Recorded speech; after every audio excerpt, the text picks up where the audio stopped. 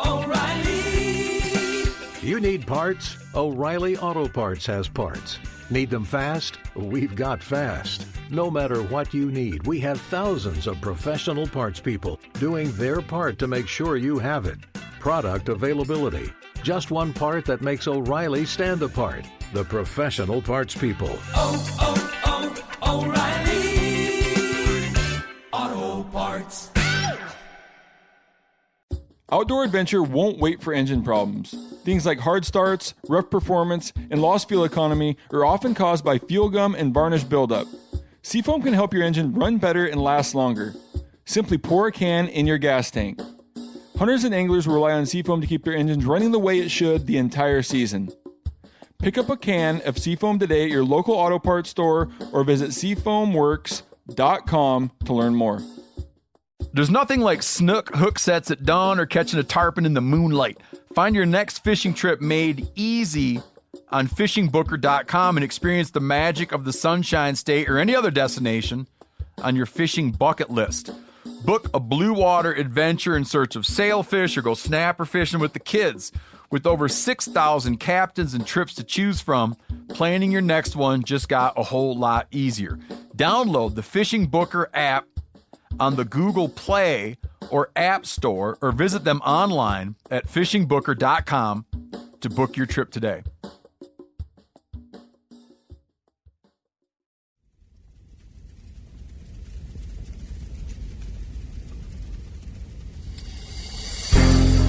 As a guide and hunter, I've spent thousands of days in the field. This show is about translating my hard-won experiences into tips and tactics that'll get you closer to your ultimate goal, success in the field. I'm Remy Warren. This is Cutting the Distance. What's up, everybody? Welcome back to the podcast. I hope you're enjoying this series that we have, Becoming a Bow Hunter.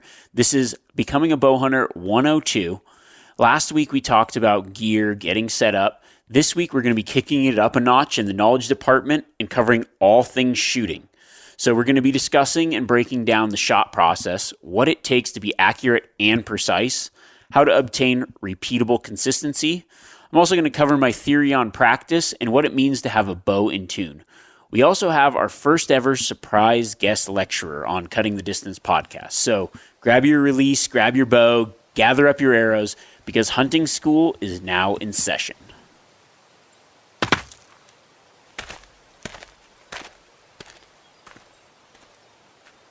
Now, when it comes to shooting, I am of the thought that you should shoot all year. I personally shoot constantly. I always have. There's quite a few reasons for that. One, I don't think that there's such thing as too much practice. And two, I just love the act of shooting my bow. So as I got more and more into archery, I would shoot more and more. Growing up, it was pretty much my entire summer was spent shooting a bow in my parents' backyard. I remember my brother or whatever, he would always be at the lakes, water skiing, wakeboarding, whatever. And I've just always been a very singularly focused individual. Hunting has always been my thing, and bow hunting especially. So as soon as school ended, it was like in the backyard shooting. And then every Tuesday or Thursday, I would go do a summer 3D league, shooting 3D targets at different ranges.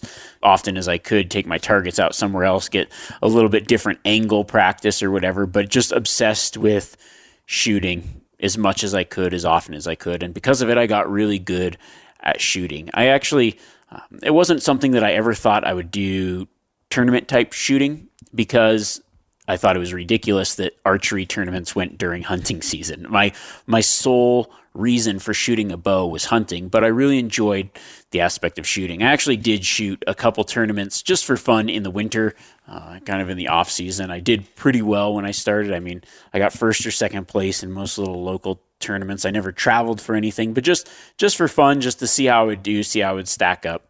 In many of those tournaments, I shot a lot different than most of the people because I was very self-taught. But I did pretty well. Now, if I was thinking about what was my best shot ever, spending all summer practicing, and my friends would come out, we would shoot. And I'll never forget this one day.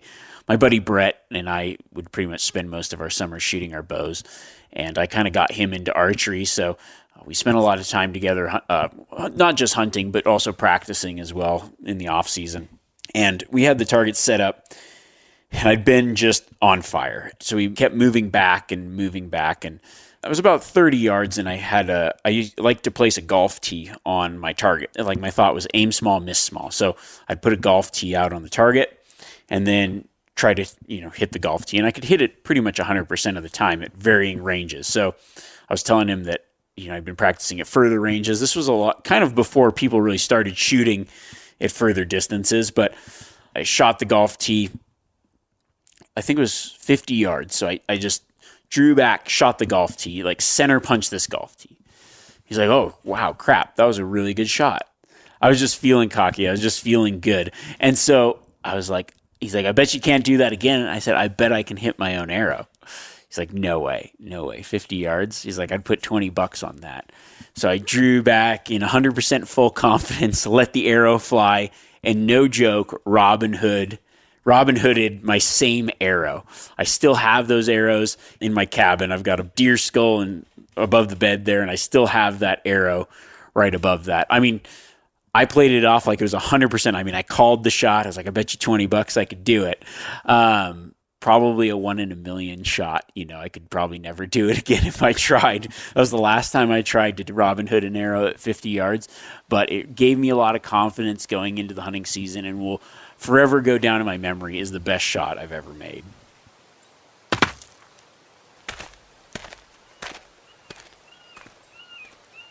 As we jump into this 102 portion of becoming a bow hunter, really, shooting is one of the more important fundamentals that you need to be a successful bow hunter, because the art and skill of being able to successfully harvest game with a bow and arrow takes a lot of practice. It takes knowing your bow very well and being able to put that arrow where you want it to go, no matter the kind of bow you use, whether it's traditional gear or a compound bow.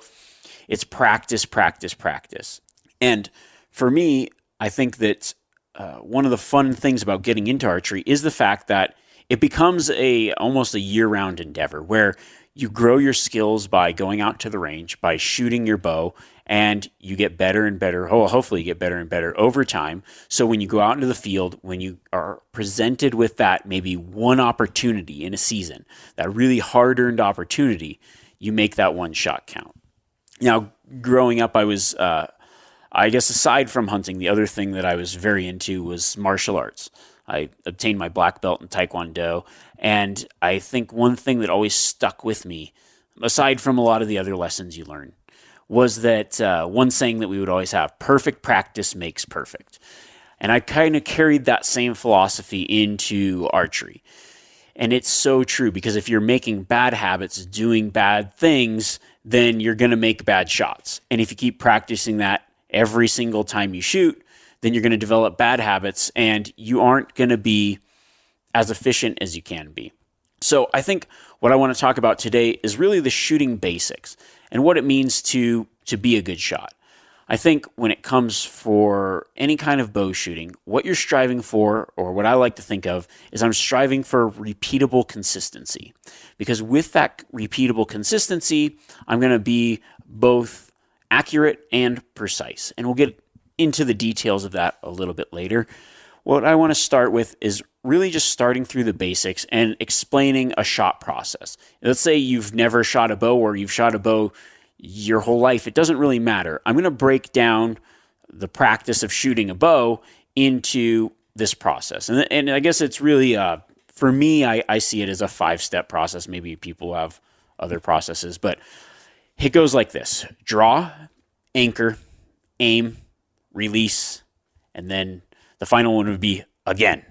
I like to think of it like Karate Kid, Mr. Miyagi going, again, Daniel-san. Just like repeating the motions to build that muscle memory, to allow yourself to be able to shoot no matter the situation, no matter the pressure, no matter what's in front of you, building that same shot, going through the draw, anchor, aim, release in a correct way, that then you can repeat it again and again and again, and you build that muscle memory, you build that comfortability with it through practice. So just like last week, we went through and talked about the gear you need. I mean, some of the things you need to be an archer would be a range somewhere. A lot of people set up ranges in their backyard, and I'm not even saying just starting out, you don't need to be shooting 60, 70 yards. You could be shooting 5 feet as long as it's a safe direction. You aren't going to shoot through a wall or something like that. You've got a target that can stop an arrow. You just need to be able to go through this process of shooting the bow. So we're kind of taking it from the basics and then building that out. So it's tips that pretty much anybody can use, but especially those starting out. So let's go through the first step, the draw. So the draw is the point where you've got your arrow knocked on the string and you're pulling the bow back. Why does the draw come into this process? Is because when you think of it like hunting, there's a proper way to draw your bow and there's an improper way to draw your bow. And if you draw your bow improperly over and over and over, your muscle memory is going to draw your bow improperly over and over. When I think about hunting, the little things are what lead to success. So if you have to hold your bow up high, what I call sky drawing, where your bow's in there and you struggle to pull it back, and then you arc it down as this big motion, and then you're at full draw, there's a lot of things wrong with that. The first is in a hunting situation. It can cause attention to the shooter, which can cause the animal to jump, which could spook the animal, which could lose your opportunity at success by the way that you draw. What I like to do is draw in a fashion where I could hold the bow out where it's going to be for my shot and draw straight back. It also, I believe, does other things because it helps you with your anchor. So that whole process of developing that muscle where your bow is already almost on target and you draw straight back to your anchor point, then you have less movement. You're more likely to settle that pin where you need it in a quicker amount of time. You're less likely to be moving a lot and get a lot of motion in your bow. You're already in position to make a good shot. So I think that the draw is the first portion of this entire process that needs to be done right. So I like to practice in a way where I can draw straight back in a smooth, fluid motion and get to full draw. So that's when the bow's drawn fully back. Now, the second point is going to be your anchor. So the anchor is where you're going to build consistency. I think that, like we said, we want to build repeatable consistency. So that repeatable consistency means doing the same thing over and over. If you think about a rifle or a bow or anything you shoot, shotgun, doesn't really matter. You need to have everything in line correctly. Now, when you're looking through a rifle scope, the stock's up, your hand's on the stock, your finger would be on the trigger when you're ready to shoot. Your cheek's on the stock, you're looking down the rifle scope, and it's got a crosshair that you can put on the animal. I think of a bow more like open sights, where you say a traditional open sight where you've got a bead at the front, maybe a little V notch in the back, and you have to line those two things up. But it's a lot easier in a rifle because you have the stock and something as a point of reference that touches your face, touches your body, touches your shoulders, stationary. If you think about the sight of a bow, you've got it way out on your front arm, and you have to make sure that you're looking through it at the same exact place, because a single point, you could put your finger up with an eye closed and you could move your head and all over the place, and that single point might not line up with where that arrow is going to go. So your anchor is probably the most important thing when it comes to building consistency. Now, if you're shooting compound bow, you're going to have a peep sight, which allows you to kind of peep through the string. And when you anchor, you're going to want your hand, your string, your eye, everything in the same place every time. So in order to do that, you need to find something that's comfortable, where you can remember, where you can lock in, and it's the same. For me, I actually use multiple different anchor points. So I use on my hand where my release is, I lock my thumb into a certain place below my ear. I've got the string touching my nose in a certain place. I used to always anchor with the arrow fletching in the corner of my mouth. I think I just developed a habit of that when I was shooting traditional, and then just continued it with compound bows. But now I've adjusted that so I get a little bit more sight travel out of my bow. But you're going to want something where it's in the same place every time. And then you're going to be looking through your peep at the same time. And then I center through concentric circles my sight housing. I like a round sight housing personally. Obviously all the peeps around. So I can line up those concentric circles so I know everything is exactly the same every time. My hand's in the same place. My eye's in the same place, the peep is in the same place, I'm looking through that sight in the same place, the string is in the same place. Now I'm ready to go. I'm going to build consistency. One thing, if you're getting started, when you try to find that anchor point, you can mess around a little bit with what feels comfortable. I like it where my head can be in a natural position, and then I'm also looking for that arrow to be in what I would consider the cradle of my face, where there's not a lot of pressure on the string hard against your face. So that's something that I think some people do because they've got like this great anchor point way back here and the bow might not fit them right and the string cutting through their cheek real hard. Well, that puts pressure on the string and you can never consistently put that pressure the same. So you don't want that pressure on your string. So you're going to try to find a place where the arrow does not touch any part of your face, like it's in that cradle between your nose and your chin maybe. And everybody's face is a little bit different. Longer faces, maybe they're anchored a little bit lower, shorter faces a little bit higher. But what feels good to you where you aren't putting a lot of string pressure, and then you can make it repeatable, and that repetition and consistency is going to make your shots a lot more consistent. So now the third stage of the shot is going to be aiming. I didn't cover some of this last week because I thought I'd talk about it this week, but if you're new to archery, I really believe that you're going to be best shooting with both eyes open. And there's a reason for that, is because you can simultaneously see the target and focus on your pin. And it's going to make you more accurate in the long run. It also, I feel like, relaxes you. When you're squinting and looking, you're really trying to hone in on something, but it kind of tends, for me at least, especially when I'm rifle shooting or whatever, I notice if I shoot with both eyes open, I'm more relaxed, I'm a better shot, I'm more aware, and I just am able to focus on the target and my sight at the same time. So in order to do that, you need to actually choose a bow for your dominant eye as opposed to your dominant hand. This is especially if you're getting started for the first time. So how do you do that? What you're going to do, if you put your hands in together out in front of you, stretch both arms out, make a hole in your hands where you could see through it, and then focus on an object in the distance. Close one eye, so say close your left eye. And if the object stays there, then the eye that's open, then that's your dominant eye. So right now I'm right eye dominant, I know that, but I'm got my arms stretched out. I'm looking through the little hole in my hands so I got my index finger and thumbs kind of together, making a hole in my hands. I close my left eye, the object I'm looking at's there. I close my right eye, the object moves. So my right eye is my dominant eye. If you're left eye dominant, then when you close your right eye, when you're looking through your left eye, the object will stay there.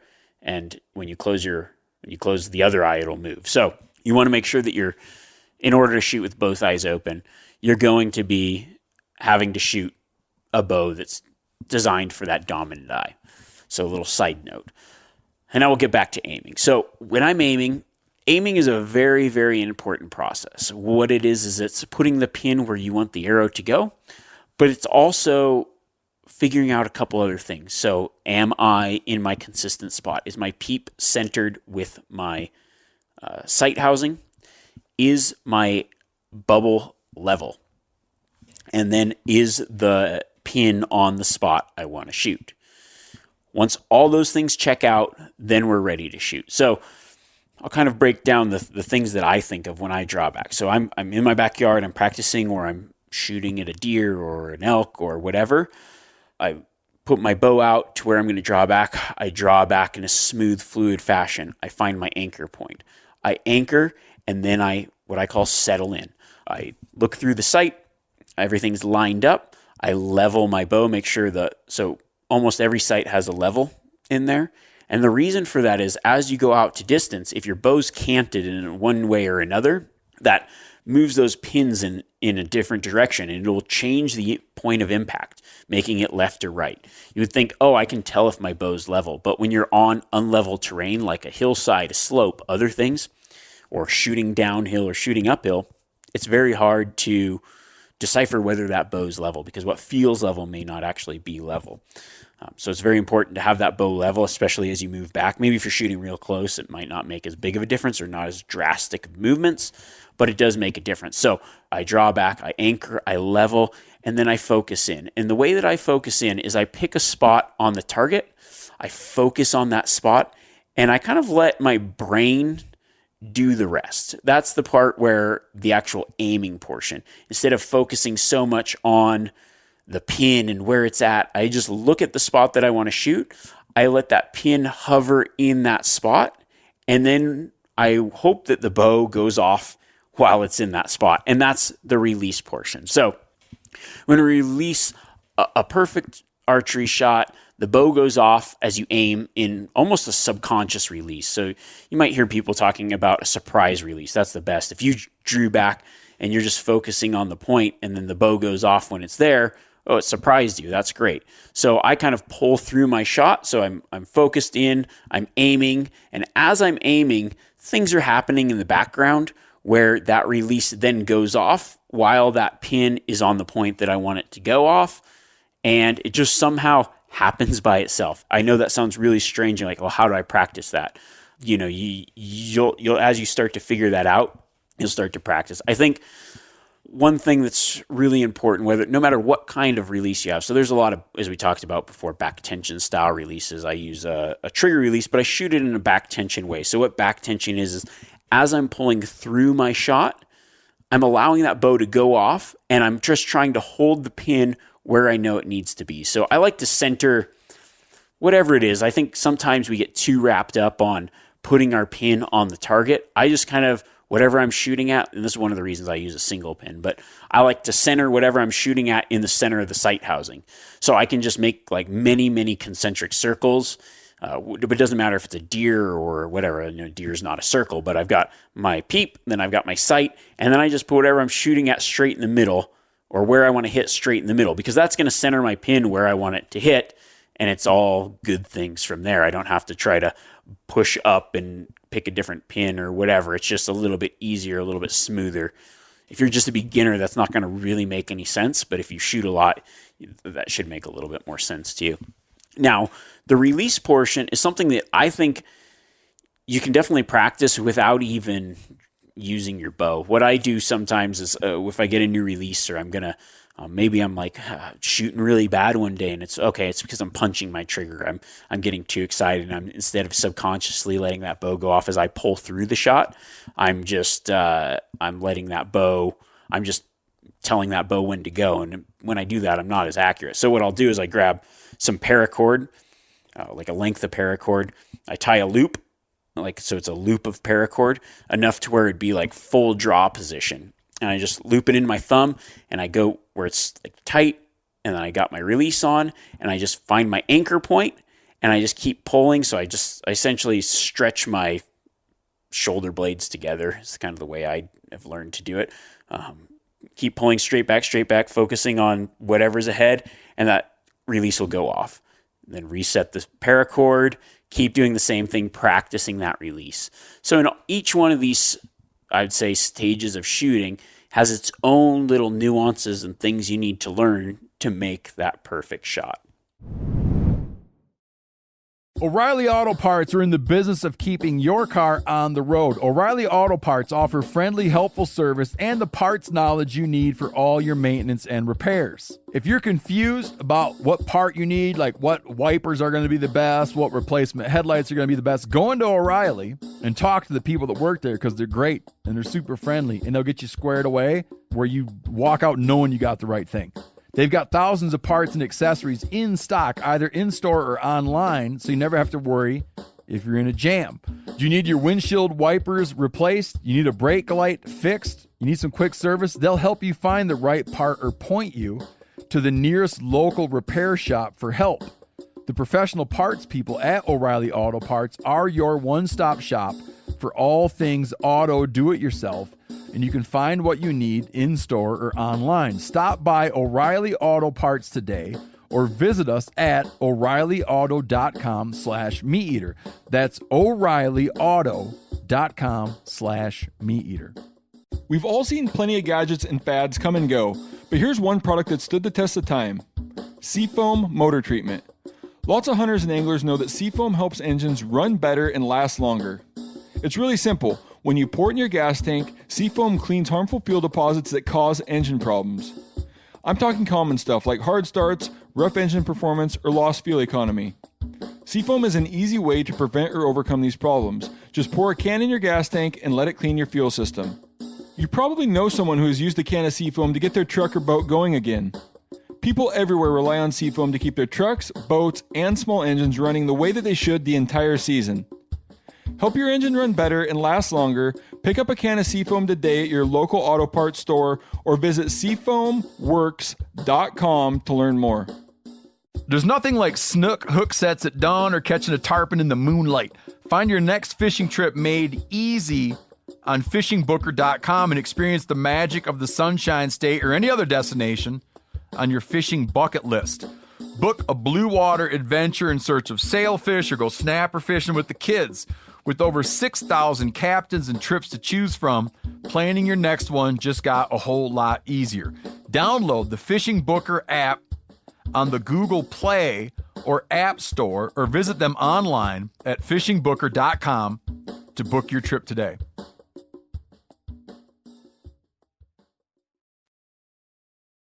When you're just getting started bow hunting, or it doesn't matter, guys that are really good bow hunters, really good archers, I think what you're looking for is both high accuracy and high precision. And I think it's important to kind of talk about the accuracy versus precision. So accuracy is the measurement of closeness of a specific value. So it's like accuracy would be hitting the bullseye. And then precision would be the closeness of measurements to each other. So a good group. So you could be very precise. So like low accuracy and high precision would be, let's just picture a standard circular target. You got the bullseye in the center, and then you've got another ring outside and another ring outside. So low accuracy, high precision would be like a really tight group, say top left corner. That means it's not in the bullseye, but all your shots are together. Now, low accuracy and low precision would be you're looking at the bullseye and it's spray and pray. There's one in the bullseye, there's one up high, there's one right, there's one low, there's one left. They're just all over the place. Then you could have maybe something like high accuracy, low precision, where that's all the shots are kind of around the bullseye, but it's a spread out group. It's some guys, this is one thing that I've seen over the years is, I can hit a pie plate at 30 yards. That's the pie plate mentality. Like, I'm just trying to hit the pie plate. I put them all within the pie plate at whatever range, and that's good enough. Yeah, I mean, maybe, but I kind of like the idea of not necessarily hitting that pie plate, but saying, okay, I'm at this certain yardage. I want high accuracy, high precision. So that's all my shots in a tight group in the bullseye. And by being able to do that, you're going to be a lot more successful in the field or even just on the range. So I think that the goal is to become both accurate and precise. But if you're just starting out, a new bow hunter, you're the first time you're starting to shoot, I think that we start with precision first. And that might seem strange, like, I'm not hitting the bullseye. But that's not necessarily the point. We want to first build out precision. And I think that is, getting those tight groups, because you're getting the tight group by doing the same thing over and over. And it comes down to, I'll just say the same thing 3 times. Form, form, and form. It also comes down to a bow that shoots straight. But precision comes from making something repeatable. So you first want, before you do anything else, you want to work on your form. And form is everything. It is your grip, your stance, your anchor point, your draw cycle, and the way that you release. If you can do everything the same every time, you're going to have more precision. And those are the things that you want to work on starting out. And those are the things that I work on as a lifelong bow hunter pretty much every day. If I'm not in the field, I'm shooting. And I've actually noticed the more that I shoot, sometimes you'd think the better you get, but sometimes you start to develop bad habits and other things. So then you got to go back and say, what in my form is the weak link? What am I missing? What am I not doing the same? Where am I maybe pulling the shot? Where am I maybe hitting the trigger too soon? Where am I maybe thinking too much and not aiming and following through with my shot? Where is the part of my form that's causing my precision to degrade?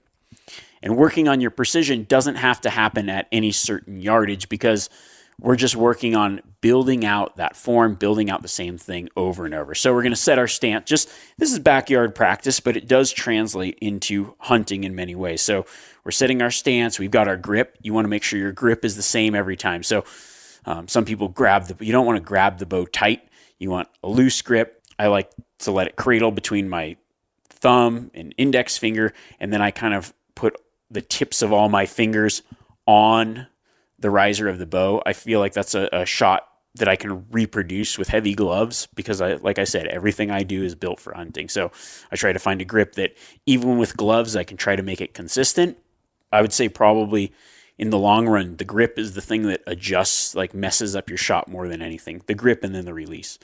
Not the physical release, but the way you release.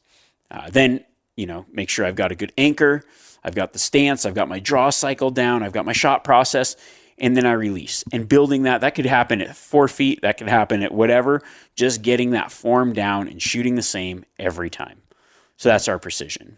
Now we're going to work on our accuracy. And the reason I say accuracy second is because accuracy could come in as, okay, maybe my bow is not shooting, like my sight isn't right. So now we're going to sight in our bow. We're going to move our bow. If you're new to bow hunting, you follow your arrow. So if I'm aiming at the target, I've got my pin out there, I shoot, and my arrow hits low and right. Originally, when I had nobody to tell me how to do this, I did not understand this concept, but you follow your arrow. So I'm going to now move my sight housing down and to the right. Because what I'm doing is I'm trying to match my pin to where my arrow actually is, because I'm not going to be moving the rest to match my arrow to where my sight is. I hope that makes sense. So once we've got that, then we can start to build our accuracy. Now, the other thing that might affect accuracy would be the way that you're looking at the target, maybe not holding in the right spot. So once you've got your bow sighted in, everything's hitting where it's supposed to, we walk out our different ranges, everything's right. Now what's one other thing that affects accuracy? And that is holding steady, holding on target, and then releasing and not, I've been guilty of this many times in the past where they call it target panic. Your body almost instinctively jerks in one direction or another before releasing the arrow, trying to will it into the spot. And you might find this where you draw back and it's like your pin is just nestling low on the target. And no matter what you do, you cannot will that pin high enough into the spot. So right before you shoot, you just slap the trigger and move your hand up and get it in there. That's a bad way to shoot. And that's actually how I started shooting. I was very, very efficient with it though. And then somebody pointed out that I was shooting bad that way. And then I developed a bad habit trying to fix my bad habits. Now I don't shoot like that, but I would say getting started, it's a really bad way to learn to shoot. So what you want to do is you want to be settled in. Now, if you have some kind of problem where you aren't able to settle that pin, don't even focus on the pin, but focus on the spot of the target and let your pin naturally be in there. You don't have to get so precise with it. That's why if you actually move your sight housing closer to your bow, if you move it out, it's a little more precise because you can see exactly where the pin is. But I think most people shoot better, especially beginners, when that sight is close to the riser of the bow because it's more blurred. It's in your peripheral vision and you're just getting the color of that pin on where you're looking on the target. And when that bow goes off, that arrow magically goes there. That's, in my opinion, is what you want, especially for hunting. Now, we talked a little bit about accuracy. We talked a little bit about precision. I think one thing that really lends itself into having a precise bow, especially when it comes to hunting, is the bow itself and whether that bow is in tune. Now, that's some terminology that you'll definitely hear if you're a new bow hunter. You might not understand, well, what's in tune? And what that means is that's the straightness of which your arrow flies through the air. So as we go from our shooting setup, our practice, we're probably using field tips, which is just essentially a tip that is the diameter of the arrow, it's pointed, and your arrow flies very true like that. Now, to go from a practice setup to a hunting setup, we're going to have to put on a broadhead. A broadhead could be a fixed blade, it could be a mechanical blade, it could be a 2-blade fixed blade, a 3-blade fixed blade, a 4-blade fixed blade, a replaceable blade fixed blade, a expandable blade with 3 blades, 2 blades, whatever. What's going to happen is it's going to change the aerodynamics of that arrow. So your arrow might fly different than your field tip. What really affects how that arrow flies different than your field tip is going to be the straightness at which that arrow is leaving your bow. And the straightness at which that arrow is leaving your bow has a lot to do with a lot of factors. The cams, the timing of your cams, the way your rest is set up on your bow, the way that the string is touching any points in your draw cycle, and also the way that you're holding or gripping the bow. So what we're going to want to do is we want that arrow to be flying out of the bow straight. And in order to do that, there's ways to check the tune of the bow. And so if the bow's in tune, many times your broadheads might fly the same as your field tips, or in very well-tuned bow, that is often the case. I have bows that I could shoot any tip and they pretty much fly the same place, aside from minor changes in drag curve, might be a little bit slower or whatever. But for the most part, they're flying in the same place for all intents and purposes, or at least for my ability to tell based on my skill level. And there's a lot that goes into tuning a bow. So I figured this week I might as well bring in a guest lecturer, a really good friend of mine, Tim Burnett. He's done Solo Hunters with, he's the other guy on Solo Hunters, but he also owns an online bow shop. He tunes a lot. I don't think I know anyone that's tuned more of the same bow that I shoot than Tim. So he's got a lot of experience tuning, and I thought it'd be cool to bring someone else in here, hear a little bit different voice on my podcast, and talk about different kinds of tuning and how to know if your bow's in tune. When you first get your bow, no matter how it came from the shop, the tech at the shop is going to shoot the bow one way, but ultimately the bow has to perform the best in your hands. So when you get a bow home, you really should shoot it through paper. You should set up paper at 5 yards, shoot a fletched arrow through it, and see how that arrow reacts as it's going through the paper.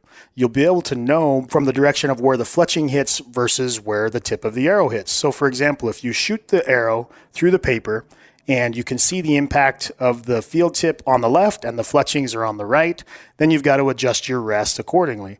And the same thing would go as if your fletching was high, you have to adjust your rest accordingly. The next step I like to do is I like to bare shaft tune that. And in order to do that, to make sure that your arrow is going to fly like your fletched arrow is I put wraps on the back of the arrow so that the arrow is weighted exactly the same.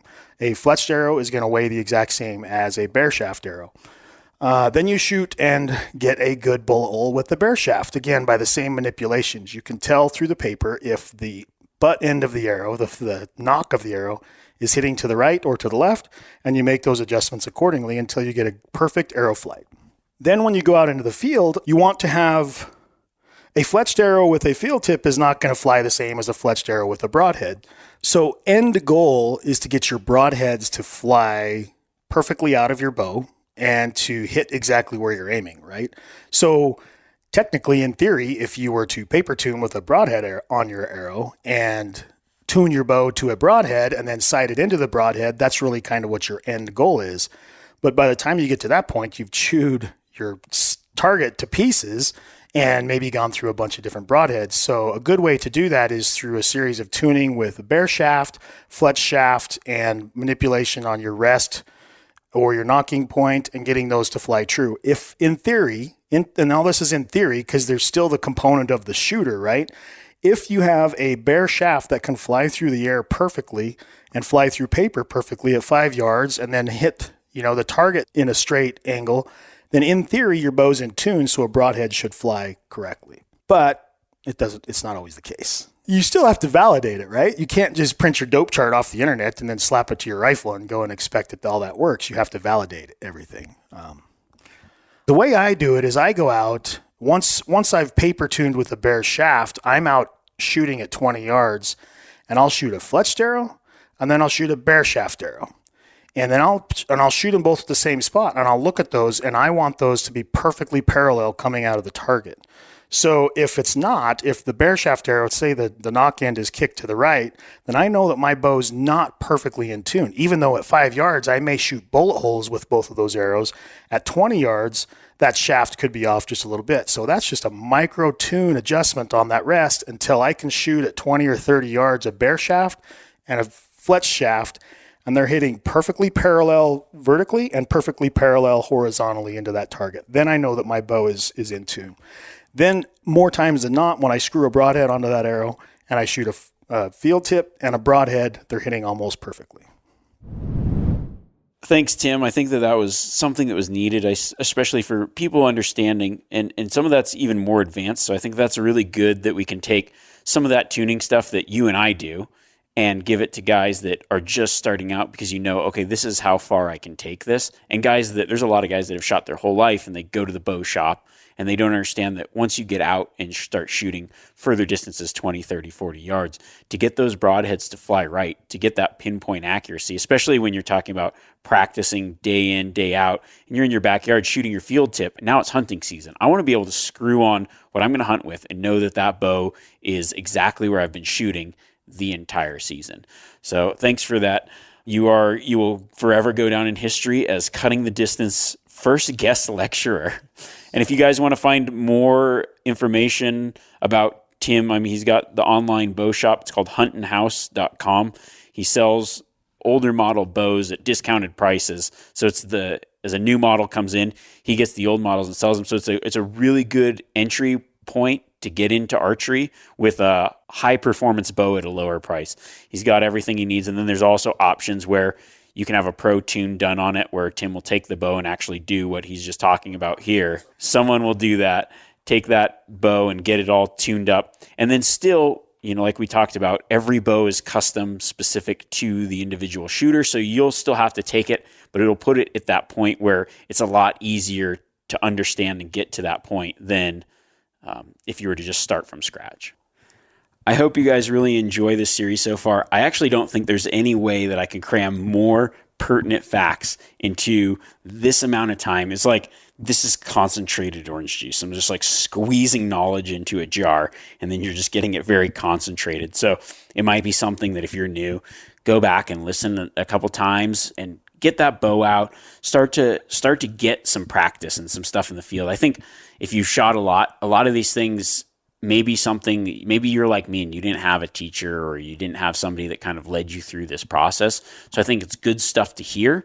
And I also think it's good stuff to kind of start researching and thinking about as you develop into archery and just understanding kind of the process of shooting, what it means to practice, how to make perfect practice, and how to be repeatably consistent. And I think once you've figured those things out, and once you start doing it, these things are going to start, like light bulbs are going to be going off in your head. And you're going to be going like, oh, okay, this is what he means. This is what he means. And that really is going to play a huge factor. And when we get into the field, so that is going to be episode 3 of this. This is going to be becoming a successful bow hunter. So we're going to take what we learned at the range, starting out, we're even just a new hunter, starting out, getting a bow, getting to the range, now becoming repeatably consistent, increasing our precision and our accuracy. And now we're going to go into, like everybody's graduated, we're going into the 201 portion of becoming a successful bow hunter. So next week, I'm going to jump into the things of what it takes to actually put an arrow on target and get close to an animal. So we're going to be covering things like getting close, shots on game, picking the right spot, drawing unnoticed, all the little nuances to becoming a successful bow hunter. Because I don't want you to just be good at shooting targets in the backyard. I want you to take that into the field and find success. So until next week, aim small, miss small, guys.